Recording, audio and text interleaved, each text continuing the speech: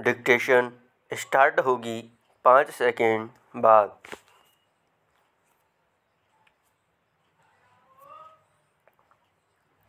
Start. महोदय, सामुदायिक और सामाजिक परिसंपत्तियां सृजित करना ग्रामीण गरीबों को प्रत्यक्ष तथा निरंतर लाभ पहुंचाने हेतु उनके लिए परिसंपत्तियों का निर्माण करना, मजदूरी स्तरों पर सकारात्मक प्रभाव डालना, ग्रामीण लोगों के जीवन स्तर के समग्र रूप में सुधार लाना, गरीबी की रेखा से नीचे बसर करने वाले लोग लक्षित वर्ग हैं।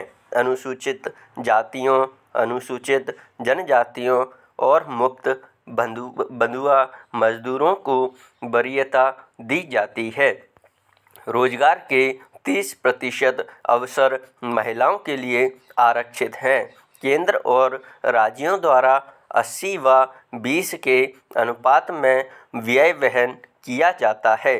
केंद्रीय आवंटन देश के कुल गरीबों की तुलना में राज्य संघ शासित क्षेत्र के गरीब ग्रामीण लोगों के अनुपात के आधार पर किया जाता है। वे सभी कार्य शुरू किए जा सकते हैं जिनसे टिकाऊ उत्पादक स्वरूप की सामुदायिक परिसंपत्तियों का सृजन होता है। पंचायत समिति द्वारा परियोजना का मूल्यांकन और अनुमोदन किए जाने के पश्चात उसे अनुमोदन देने हेतु ग्राम पंचायत सक्षम है। संसाधनों का कम से कम 60% भाग मजदूरी घटक पर खर्च होता है। पैरा जवाहर रोजगार योजना के कार्यों के निष्पादन हेतु ठेकेदारों अथवा बिचौलियों को लगाए जाने की अनुमति नहीं है। मजदूरों को रियायती दरों पर प्रतिदिन 2 किलोग्राम खाद्यान्न दिया जाता है। 1755 पुनर्गठित ब्लॉकों में मजदूरों को दिए जाने वाले खाद्यान्नों का जारी मूल्य प्रति किलोग्राम 50 पैसे से कम है। जवाहर रोजगार योजना की सामान्य प्रणाली के अलावा पिछड़ेपन के आधार पर चयन किए गए 120 पिछड़े जिलों में कार्यक्रम को तेज करने के लिए 700 करोड़ रुपए आवंटित किए गए हैं।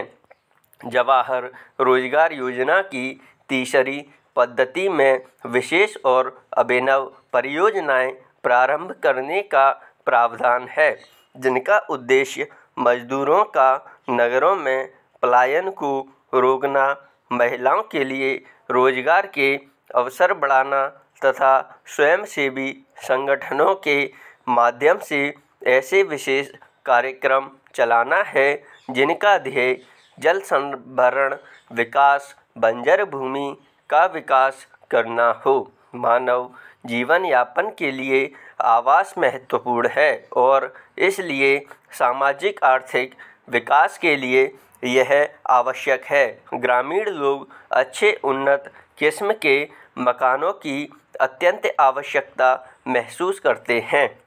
ग्रामीण गरीब लोगों की आवास संबंधी आवश्यकताओं को पूरा करने के प्रयासों के एक भाग के रूप में मई 1985 में इंदिरा आवास योजना शुरू की गई थी।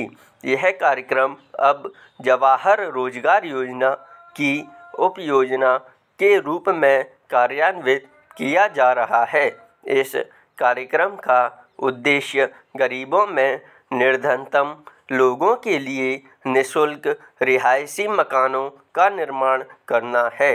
ग्रामीण क्षेत्रों में अनुसूचित जातियों, अनुसूचित जनजातियों तथा बंधुआ मजदूरों को वरीयता दी जाती है। जवाहर रोजगार योजना के तहत राष्ट्रीय स्तर पर 10% संसाधन इस कार्यक्रम के लिए निर्धारित किए जाते हैं। जिलों में निधियों का वितरण अनुसूचित जातियों, अनुसूचित जनजातियों तथा मुक्त बंधुआ मजदूरों की कुल ग्रामीण जनसंख्या में से इस वर्ग के गरीबों के अनुपात के अनुसार किया जाता है। मकानों का आवंटन लाभभोगी परिवार की महिला सदस्य के नाम किया जाता है। स्टॉप।